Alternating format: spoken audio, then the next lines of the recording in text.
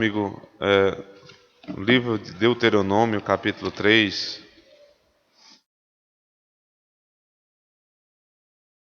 Deuteronômio 3. Nós vamos ver, se Deus permitir hoje, a exposição do verso 1 até o versículo 22, que é a retomada de dois textos. Eu queria chamar a atenção dos irmãos para isso. Na sua Bíblia deve ter, antes do primeiro versículo, a citação do texto correlato lá em Números. Números 21, do verso 31 a 35, do 1 até o verso 11, e depois do verso 12, acima do verso 12, a citação do texto correlato em Números, agora Números 32, 33 a 42. Lembrando que Deuteronômio não é simplesmente a repetição da lei, mas a lei que está sendo novamente trazida para os ouvidos do povo, a fim de que eles compreendam teologicamente o que aconteceu na vida deles, né? Lembrando sempre isso, irmãos, que nós devemos olhar para a nossa vida dessa forma. O que acontece não é simplesmente obra do acaso, mas a mão do Senhor conduzindo a história, e a história especialmente da redenção. Quando eu lembro das palavras de Paulo, que ele diz: todas as coisas cooperam para o nosso bem, eu queria fazer menção da temática que Paulo trata ali em Romanos 8. Ele está falando da obra da redenção, falando de salvação. Tudo coopera para o nosso bem. Então, quando Moisés organiza esses textos do livro de Números e passa a explicar o que aconteceu com o povo no deserto, ele está dizendo: todas as coisas cooperam para o nosso bem, para o bem daqueles que amam ao Senhor. Cooperam e convergem para a salvação. Ouçamos a voz do Senhor, irmãos. Depois nos viramos e subimos o caminho de Bazã, e Og, rei de Bazã, nos saiu ao encontro. Ele e todo o seu povo a peleja em Edrei. Então o Senhor me disse: não temas, porque a ele e todo o seu povo e a sua terra dei na tua mão. E far-lhe-ás como fizeste a Sehom, rei dos amorreus, que habitava em Hesbom. Deu-nos o Senhor nosso Deus em nossas mãos também a Og, rei de Bazã, e a todo o seu povo, e ferimmo-lo até que lhe não ficou nenhum sobrevivente. Nesse tempo tomamos todas as suas cidades. Nenhuma cidade houve que lhe não tomássemos. 60 cidades, toda a região de Argob e o reino de Og em Bazã. Todas essas cidades eram fortificadas com altos muros, portas e ferrolhos. Tomamos também outras muitas cidades que eram sem muros.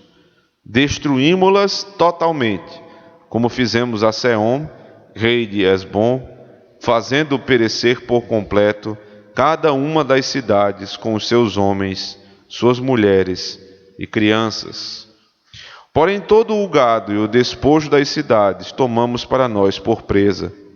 Assim, nesse tempo, tomamos a terra da mão daqueles 2 reis dos amorreus, que estavam da além do Jordão, desde o rio de Arnon até ao monte Hermon. Os sidônios a Hermon chamam Sirion, porém os amorreus lhe chamam Senir.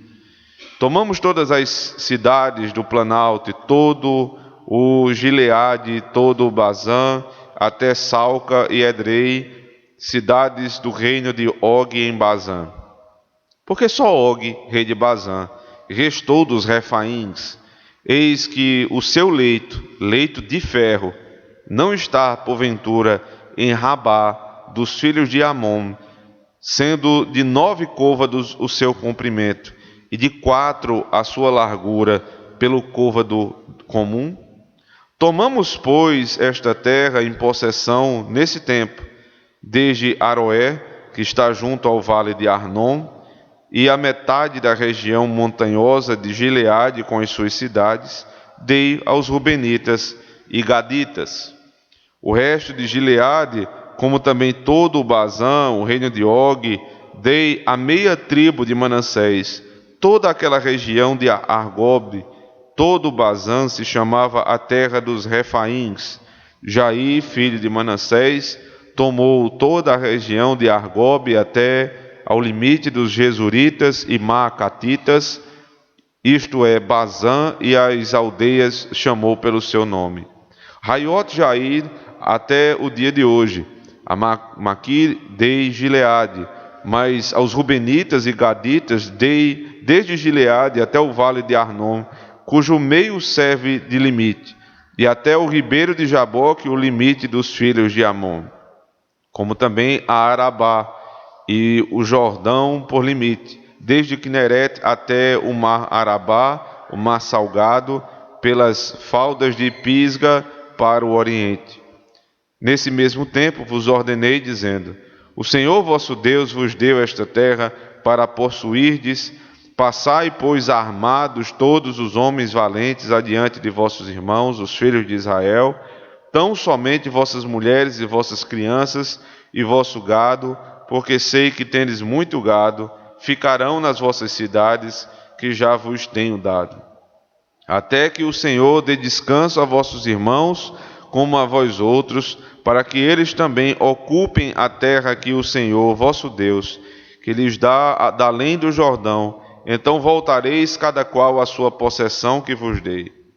Também nesse tempo dei ordem a Josué, dizendo: os teus olhos veem tudo o que o Senhor, vosso Deus, tem feito a estes dois reis. Assim fará o Senhor a todos os reinos a que tu passarás.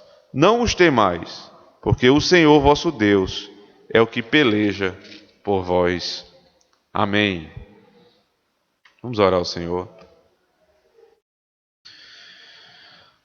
Poderoso Deus, nos colocamos, Senhor, mais uma vez aos teus pés, para ouvirmos a voz do Senhor, e suplicamos, ó Deus, que o Senhor possa, pelas tuas misericórdias, pela tua graça, pelo teu amor, falar conosco, Senhor Deus, usando a instrumentalidade, Senhor Deus, do ministro da palavra, que é um homem como qualquer outro, sujeito às mesmas paixões, Senhor.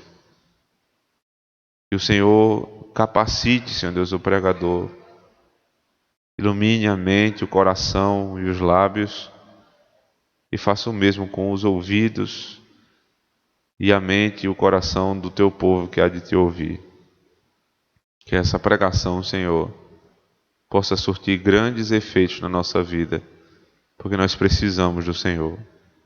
Fala conosco, ó Deus, nessa manhã. Em Cristo nós te pedimos. Amém. É interessante acompanhar os temores comuns de uma criança e perceber que a maioria daquilo que uma criança pequena tem medo, na verdade ela não deveria ter medo. E as coisas que ela não tem medo, ela deveria ter medo. Porque veja só, eles não têm medo de botar o dedo na tomada. Eles não têm medo de um precipício. Eles não têm medo de altura. Mas eles têm medo do escuro. Eles têm medo de um barulho forte.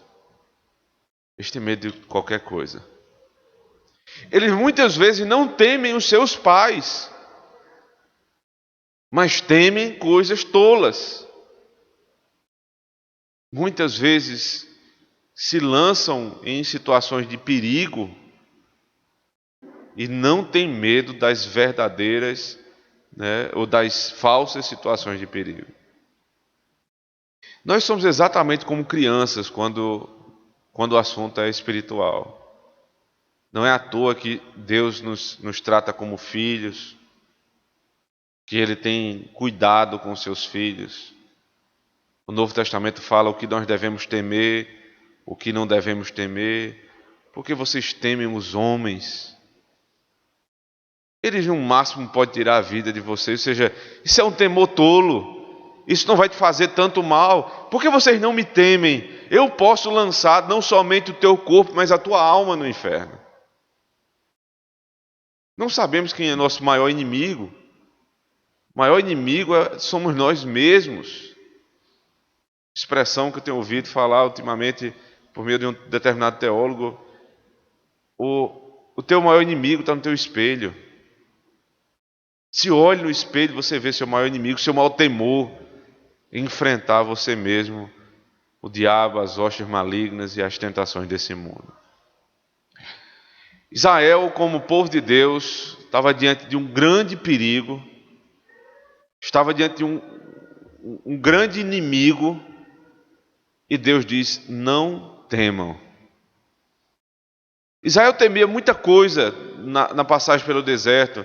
Israel temeu a fome, Israel temeu a sede, Israel temeu muitas vezes ir diante de um povo que Deus disse que havia dado como possessão.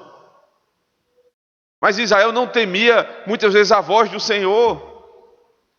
Como crianças tolas, eles não temiam a ordem do Senhor, a lei do Senhor, e temiam essas coisas menores. E Deus diz aqui por diversas vezes, veja verso 2: então o Senhor me disse, não temas. O texto começa dizendo, não tema, porque a abertura do texto, ela se dá com um encorajamento. Só que o miolo do texto é uma guerra com um grande gigante. Então, como que abrindo o texto você tem o encorajamento, não temam, e o final do texto vai dizer por que não temam. Não porque vocês têm um grande exército, não porque vocês são fortes, não porque vocês são poderosos. Verso 22, não os temais, porque o Senhor, o vosso Deus, é o que peleja por vós. Qual é o motivo do povo de Deus não temer as coisas desse mundo? Porque Deus é o que peleja por vós. Que Deus? Veja, o Deus da aliança, né? Você tem na sua Bíblia uma inscrição da palavra Senhor, tudo em caixa alta. Esse aqui é o tetragrama que revela o nome de Deus, revelado pactualmente pelo Senhor a Moisés em Êxodo 3. E ele diz, não temam, porque eu tenho um pacto com vocês. Não tema no começo, não tema no final. O que é que tem no meio? Você tem uma grande luta do povo de Deus. Por que vocês não devem temer? Por conta do Deus com quem vocês andam. Esse é o motivo de não termos medo dos nossos inimigos, irmãos. Você vê homens fortes e poderosos, eles geralmente não têm medo de nada. A gente diz essa expressão, né? Fulano não tem medo de nada. Geralmente ele é um homem grande, um homem tem algum poder, alguma posição social, não tem medo de nada. Ele sabe que não vai dar em nada. Nós é que deveríamos não temer. Nós é que podemos não temer. Por quê? O texto vai começar a explicar, veja, verso 2. Verso 1 vai tratar da geografia, né? Eles estão subindo, estão se virando agora. Lembre-se, eles estão a caminho da terra da promessa. Eles se viraram e Deus disse, agora caminho do norte, no capítulo anterior. E agora eles estão indo para Baçã, e Og, rei de Baçã, nos saiu ao encontro. Ou seja, tem um inimigo. Diante do inimigo vem a ordem, não temam. Por quê? Verso 2. Porque ele e todo o seu povo e sua terra dei na sua mão, e far-lhe-ás como fizeste a Seom, rei dos amorreus que habitava em Hesbom. E Deus ele começa a argumentar com o povo, porque o povo não deve temer. Não temam. Por quê? Porque primeiro eu já dei a vocês esse povo. Várias vezes Deus havia dito, este povo vocês vão passar e vocês não vão ter a terra. Não é essa terra que eu lhe dei. Ele não deu a terra dos amorreus, né, dos moabitas, aliás. Ele não deu aquela terra, ele disse, vocês vão passar e não vão ter essa terra, porque eles são filhos do justo Ló. Mas agora ele está dizendo, podem ir contra Og, porque esse povo já é teu. Agora, vocês têm dúvida?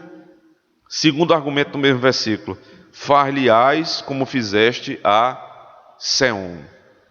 Ou seja, existe uma referência que já foi dada de vitória dada por Deus em outra situação, na situação em que eles tiveram diante de Seom. Então Deus está colocando ali como marco e dizendo: lembrem de Seom e vejam a vitória que já foi dada, eu vou repetir a vitória. O que é que Deus está falando aqui teologicamente? Porque Moisés está se referindo novamente a essa verdade que já foi ouvida durante a passagem pelo deserto. Primeiro, porque esta não é a geração do deserto.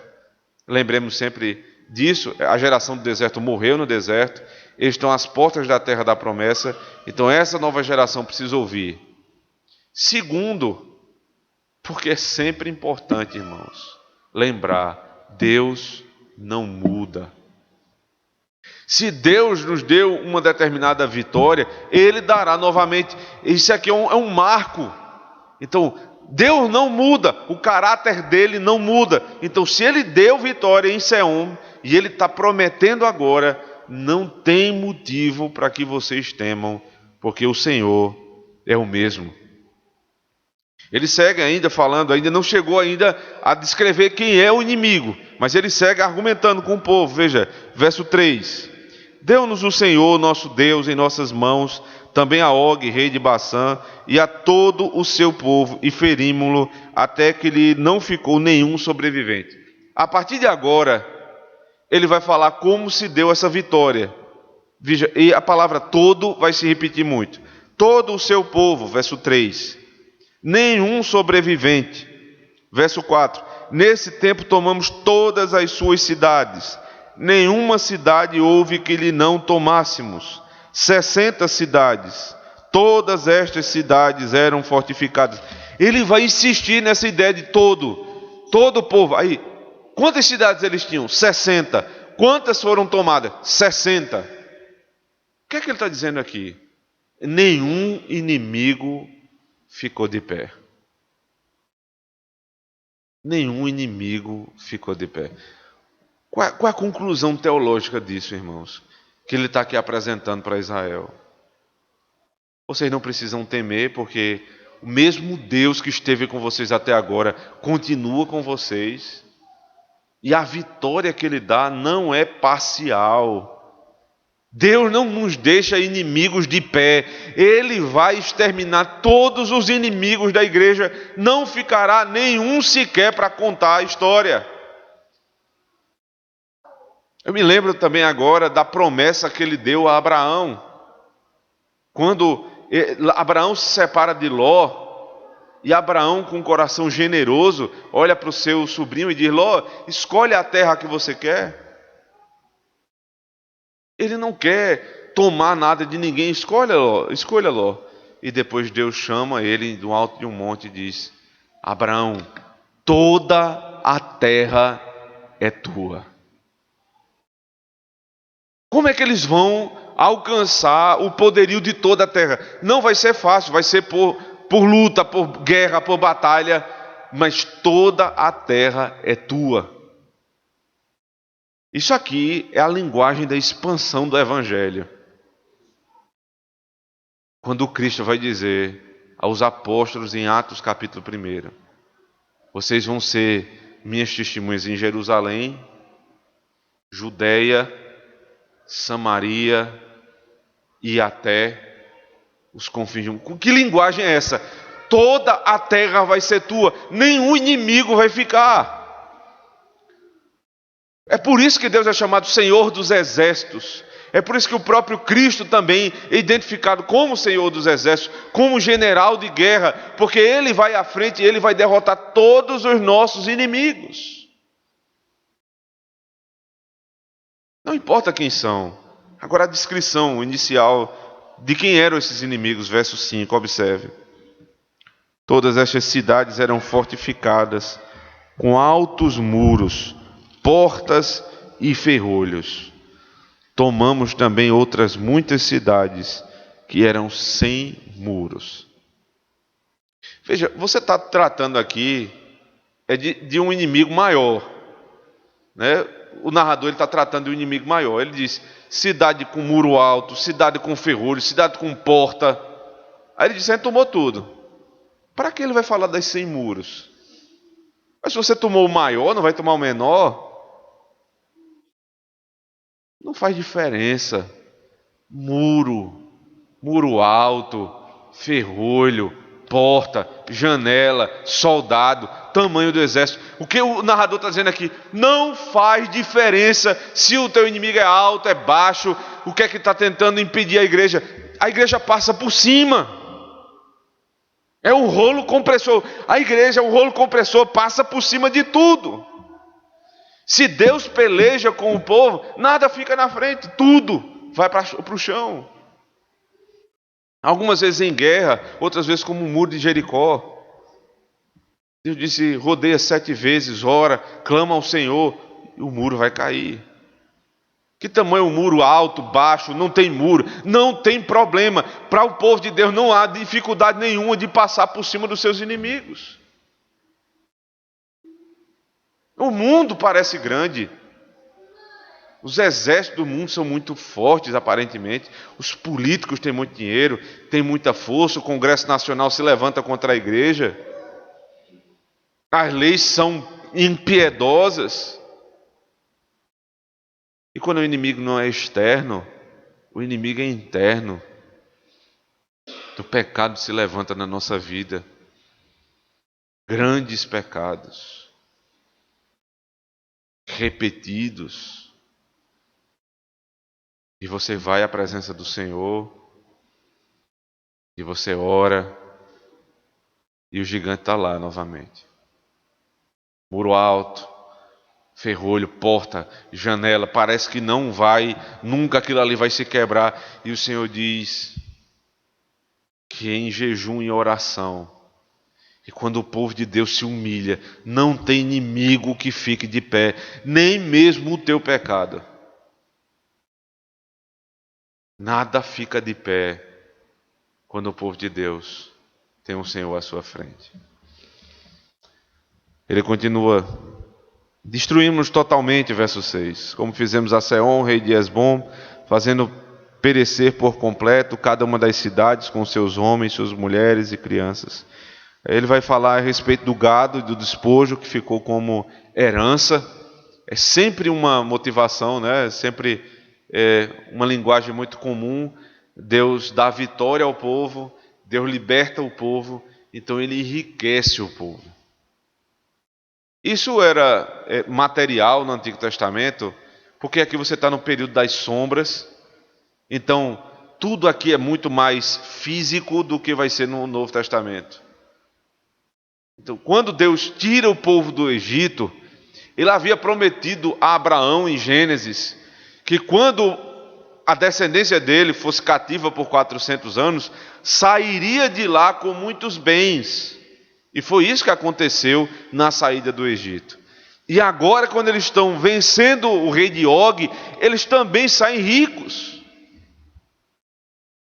Aí o sujeito, você pega aqui, né, um pregador de linha de teologia da prosperidade, ele vai dizer: está vendo aí? Porque Deus quer te libertar da pobreza. Não, porque Deus quer te libertar do pecado. Esse é teu inimigo. Pobreza não é teu inimigo. Cristo era pobre, isso não era um problema para ele, mas o problema é o pecado. Cristo não veio morrer por conta da pobreza, Cristo veio morrer por conta do pecado. Aí por isso Paulo retoma essa linguagem quando fala aos Efésios no capítulo 1, verso 3, e ele promete bênçãos espirituais. Bendito o nosso Deus e Pai do nosso Senhor Jesus Cristo, que nos tem abençoado com toda sorte de riqueza. O quê? Física? Não, espiritual. Ele nos libertou e nos enriqueceu espiritualmente. Então aqueles estão sendo libertados e enriquecidos com os despojos de guerra. Agora falta só um detalhe a respeito de quem é esse homem. Veja que homem era esse, o rei de Bazã. Verso 11. Porque só Og, rei de Bazã, e restou dos Refaíns. Eis que o seu leito de ferro, não está porventura em Rabá, dos filhos de Amon, sendo de 9 côvados o seu comprimento, e de 4 a sua largura, pelo côvado comum. Antes de falar sobre o rei de Og especificamente, eu queria só trazer aqui uma informação. Veja na sua Bíblia, aquilo que eu comentei antes de ler o texto, que há uma inscrição, Números 21, 31 a 35, ao qual esse texto se refere. A história que você vai ver lá, encontrar em Números 21, né, nesses versículos, você tem aí do verso 31 até o 35, é exatamente a mesma história daqui. Só que lá ela é contada em 5 versos. Aqui ela é contada em 11 versos. Aqui você tem a descrição da cama de Og, do tamanho dele, do que foi tomado. Toda uma descrição detalhada que não foi dada em Números. Então, por que isso? Por que essa descrição aqui? Ele está mostrando exatamente o tamanho do poderio daquele exército. Porque esse povo que está aqui vai enfrentar outras batalhas. E eles precisavam lembrar as batalhas que eles já tinham vencido. Quem é? Por onde você já passou? Quem foram teus inimigos que foram derrotados? É sempre bom, irmãos, na vida cristã, na caminhada cristã, parar um pouco. E quando você está diante de um grande inimigo, lembrar daquilo que já passou. Espera aí, até agora, onde foi que Deus me abandonou? Ou quais foram as vitórias que Ele me deu? Porque isso vai, ao longo da caminhada, vai te exercitando na fé e vai te encorajando para prosseguir. Lá, 5 versículos só para contar a história. 11 versículos para explicar a história. Para dizer ao povo de Deus, não temam. Quem era Og, o rei de Bazã? Ele restou dos Refaíns, né? Verso 11 é dito isso. Quem eram os Refaíns? Um dos povos gigantes que são citados em Gênesis. Eram homens enormes. Veja como é dito aqui a respeito da cama dele, o leito. Eis que o seu leito de ferro. Informação, né? O seu leito. Vai falar da cama de um sujeito. É porque ele foi vencido, mas a cama dele ficou como memorial. Porque era uma cama tão extraordinária, de um homem tão extraordinário, que precisava ser mencionado na Bíblia. Que cama era essa? Não está porventura em Rabá, dos filhos de Amon. Veja, não é só a cama, mas onde ela está.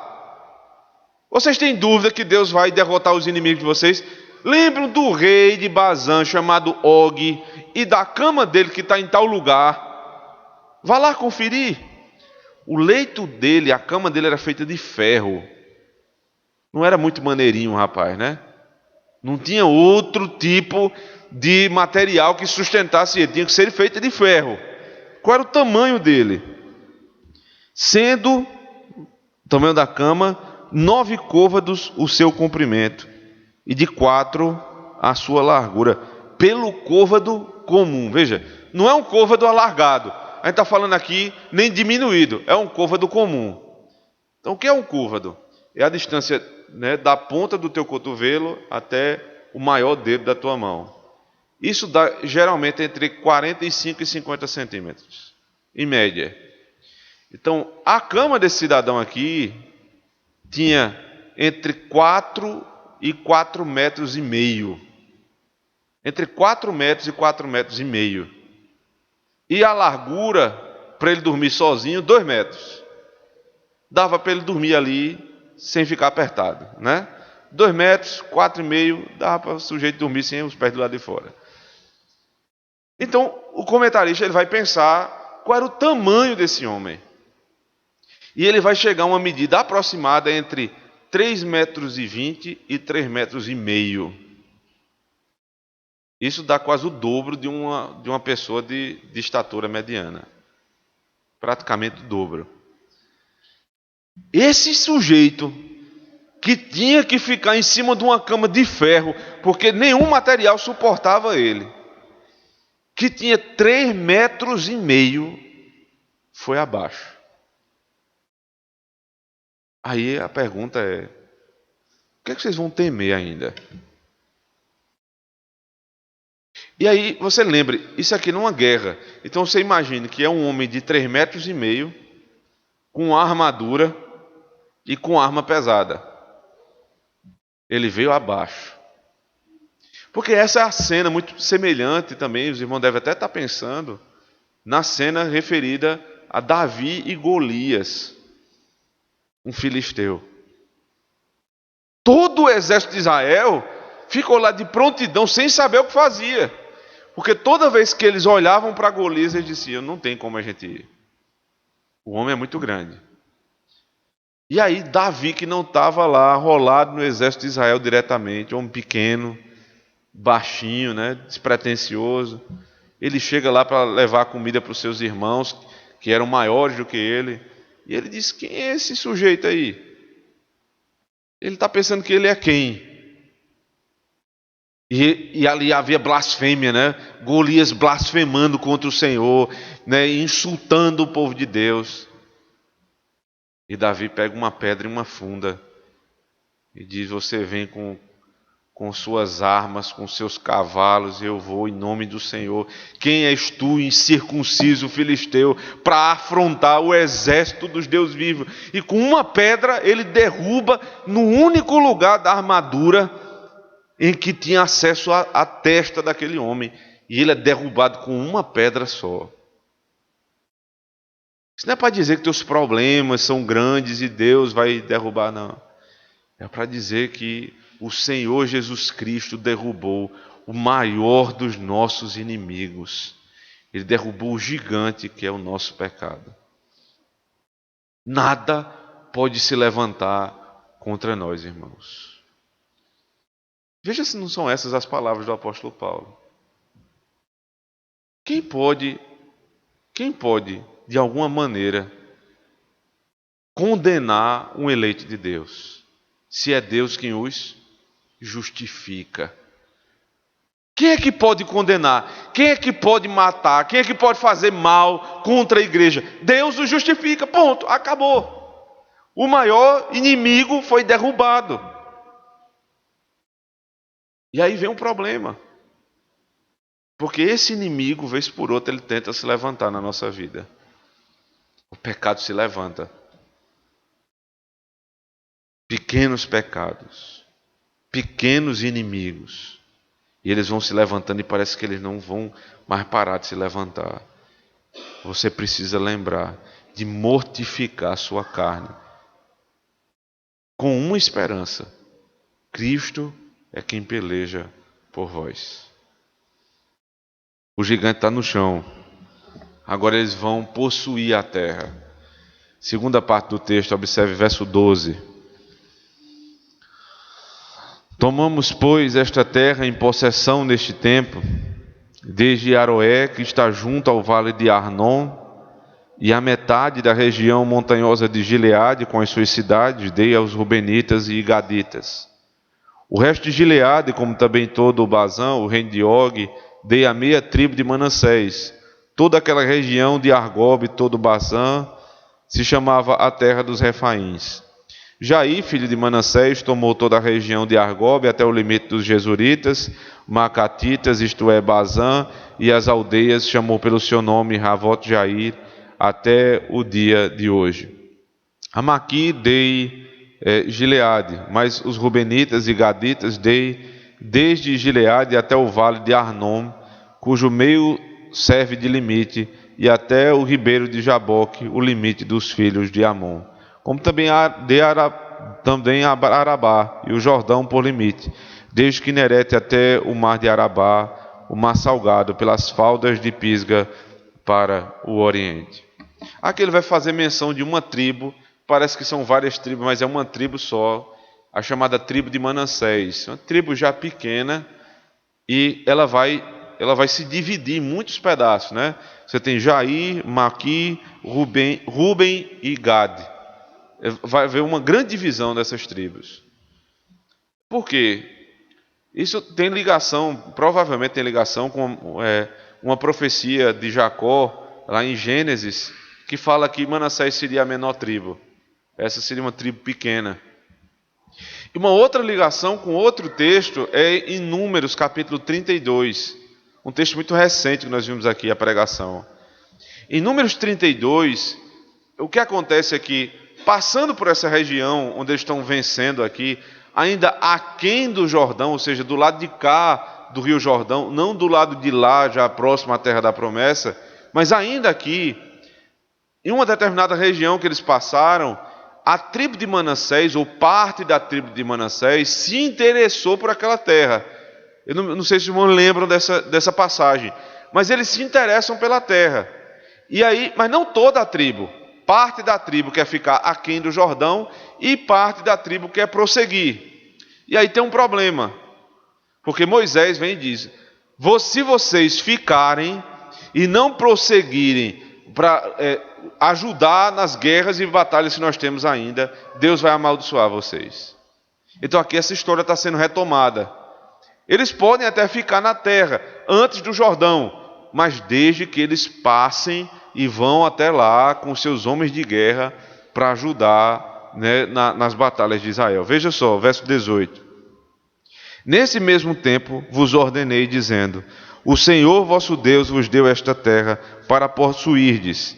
Passai, pois, armados, todos os homens valentes, adiante de vossos irmãos, os filhos de Israel. Veja só, né, que coisa. Moisés falando pela boca, como boca de Deus, diz: passem armados.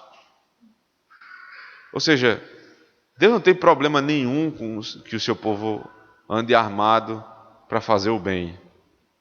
Deus tem problema com o povo ande desarmado e não consiga fazer o bem.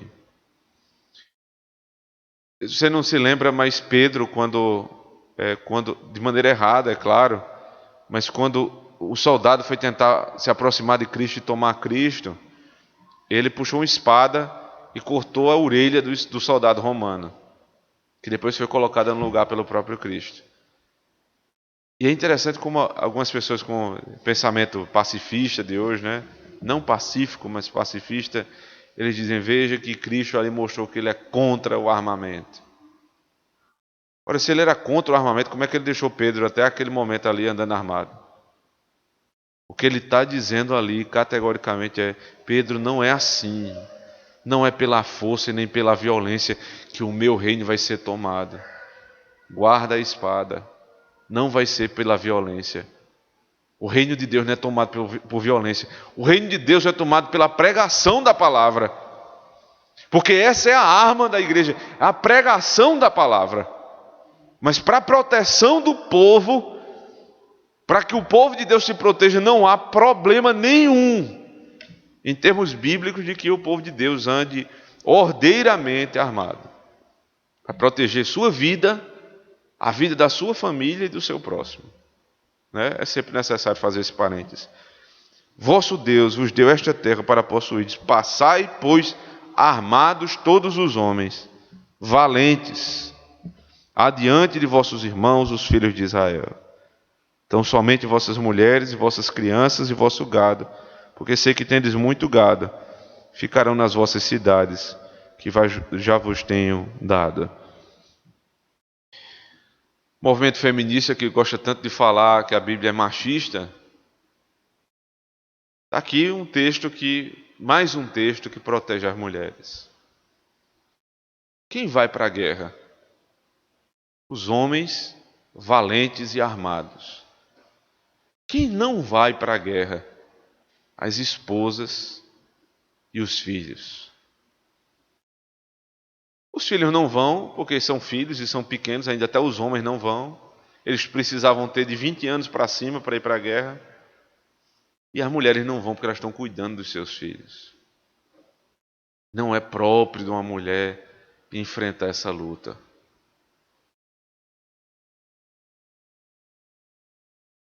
Primeira responsabilidade: para enfrentar os inimigos da nossa casa não é das nossas esposas, mas são dos homens valentes. Não armados com 38, porque aqui já não é mais a necessidade da hora. Não é armado com uma 12, 38, pistola. O inimigo dessa casa aqui é o pecado. Ele vai usar a arma certa na hora certa. Então aqui não é hora de arma de fogo. Agora ele vai usar a arma do Espírito. Quais são os inimigos que estão rodeando a nossa casa? Que tentam roubar os nossos filhos? Inimigos que eles enfrentam no colégio. Os pais precisam saber, mas principalmente o pai precisa saber.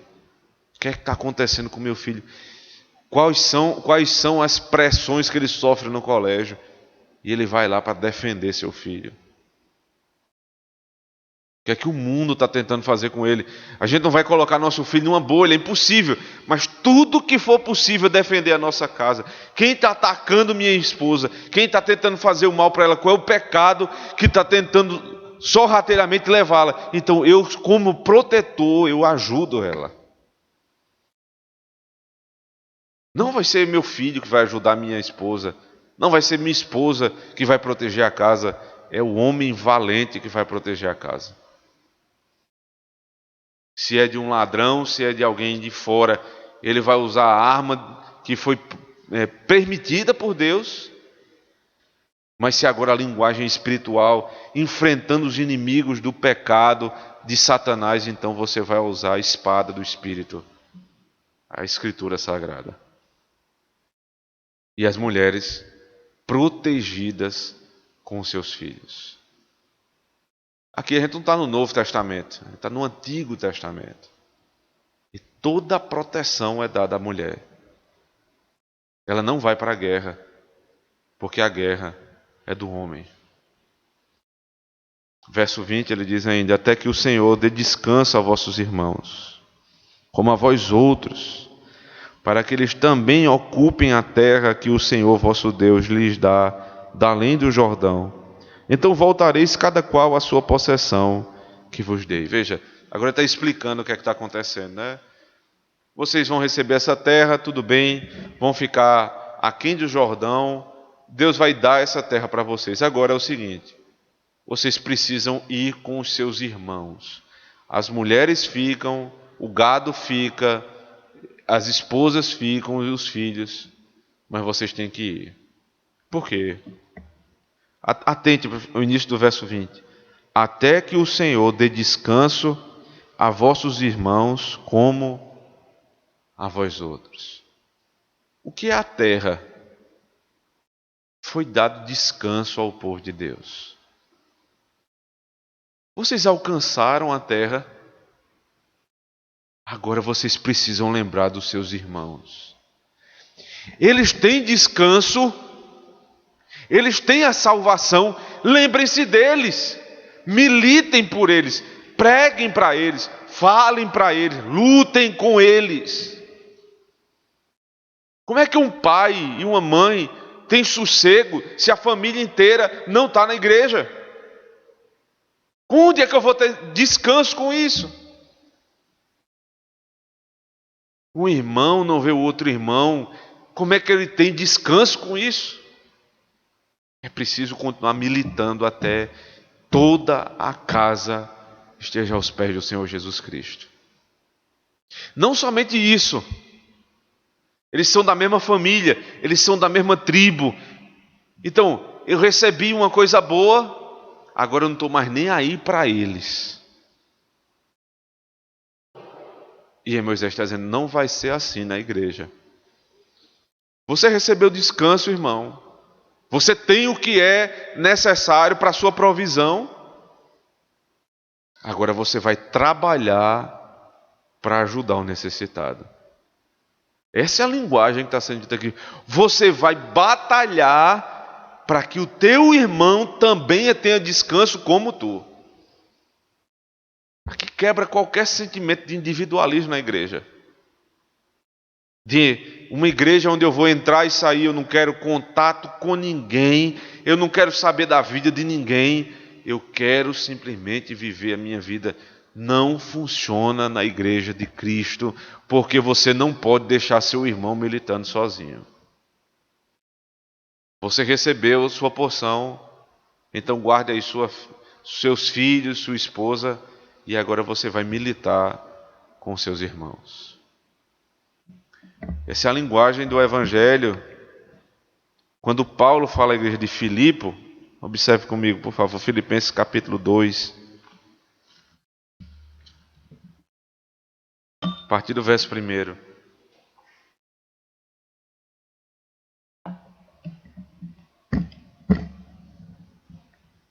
Se há, pois, alguma exortação em Cristo, alguma consolação de amor, alguma comunhão do Espírito, se há entranhados afetos e misericórdias, completai a minha alegria, de modo que penseis a mesma coisa, tenhais o mesmo amor, sejais unidos de alma, tendo o mesmo sentimento. Nada façais por partidarismo ou vanglória, mas por humildade, considerando cada um os outros superiores a si mesmo. Não tenha cada um em vista o que é propriamente seu, senão também cada qual o que é dos outros. O que é que Moisés disse ali? Não considere simplesmente o que é teu. Você recebeu a terra, lembre-se que os seus irmãos ainda não receberam. Não é momento ainda de descansar. Se você tem sua vida tranquila, tem um irmão ao seu lado que não tem, você vai trabalhar, militar, perder até muitas vezes sua paz para poder ajudar seu irmão. Até que todos tenham o mesmo sentimento em Cristo, entramos no descanso. Teu irmão caiu, você vai lá ajudar para levantar. O que é que acontece na igreja muitas vezes? O irmão cai, o outro vem e passa por cima, porque ele está rindo, alegre, a vida dele vai tudo bem, ele nem viu que o outro caiu. Mas aqui o sentimento é outro. Não tenha propriamente o que é seu no seu coração, mas o que é do outro. Se meu irmão está triste, eu vou ficar triste com ele. A Escritura nos ensina: chorai com os que choram, se alegrai com os que se alegram. Esse é o padrão bíblico. E qual é o fundamento do apóstolo Paulo para isso? Observe a obra do Senhor Jesus Cristo, verso 5. Tende em vós o mesmo sentimento que houve também em Cristo, pois ele, subsistindo em forma de Deus, não julgou como usurpação ser igual a Deus. Antes a si mesmo se esvaziou, assumindo a forma de servo, tornando-se em semelhança de homens e reconhecido em figura humana, a si mesmo se humilhou, tornando-se obediente até a morte e morte de cruz. Pelo que também Deus o exaltou sobremaneira, e lhe deu o nome que está acima de todo nome, para que ao teu nome, ao nome de Jesus, se dobre todo joelho, nos céus, na terra e debaixo da terra, e toda língua confesse que Jesus Cristo é Senhor, para a glória de Deus Pai. Se o Senhor Jesus Cristo tivesse o mesmo sentimento que nós temos, de individualismo, ele diria: eu estou na glória, eu não preciso de nada, eu estou no descanso. A gente até deu vida para esse povo, eles não querem, problema deles. Mas ele se identifica com a dor, ele desce, se humilhando, tornando como servo, forma de servo, para então ser exaltado, vencer o nosso maior inimigo. E agora ele volta para apontar para você: faça o mesmo com o seu próximo. O apóstolo Paulo inverte aqui, falando primeiro da relação entre homens, e então ele lembra do fundamento. O fundamento é Cristo, que não se esquece dos seus irmãos. Como ele disse: já não os chamo mais de servos, mas de irmãos e amigos. Palavras do Senhor. Há um outro texto na palavra de Deus que diz assim: se Deus é por nós, quem será contra nós? Talvez seja o melhor resumo desse texto. Quem é o rei de Og, o rei de Bazã, Og? Quantos metros ele tem? A cama, o exército, o povo, muralha, ferrolho, não faz diferença. Se Deus é por você, ninguém pode ser contra você. Se Deus em Cristo te justificou, nenhuma condenação há para os que estão em Cristo. Se o pecado se levanta e você busca o Senhor em oração, ele já está derrotado. Agora, interessante, uma vez uma pregação do pastor Augusto Nicodemos aqui em Campina Grande, ele disse: se Deus é por nós, quem será contra nós? Mas se ele for contra nós? Se você não tem Cristo, se você zomba das coisas de Deus, tripudia da cruz de Cristo, aí você tem um inimigo. E não é o rei de Og, o rei de Bazã, Og. É o próprio Deus que vai se levantar contra ti, que é tão superior àquele rei, que até hoje só se ouve falar da cama do rei, mas nunca se esqueceram do Senhor dos Exércitos. Se Deus é por nós, nada pode ser contra nós, porque Deus é quem peleja pelo seu povo. Amém. Vamos orar ao Senhor, irmãos. Santo Deus, a igreja não deve temer, Senhor Deus, nem portas, nem ferrolhos, nem gigantes, porque nós somos como um rolo compressor quando estamos com o Senhor. Se estamos contigo, ó Deus, nada sustenta o avanço da igreja. Mas se tentarmos sozinhos, confiados, Senhor Deus, nas nossas forças, estaremos perdidos.